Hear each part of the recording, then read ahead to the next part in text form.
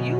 As this shofar horn has been blown for your sake, I decree that the heaven of the supernatural glory, signs and wonders and blessings of this year 2026 be open upon you in the name of Jesus. The sound of joy shall be your portion in everywhere you go this year in the name of Jesus. And I want to say congratulations. Welcome to your year of divine open doors.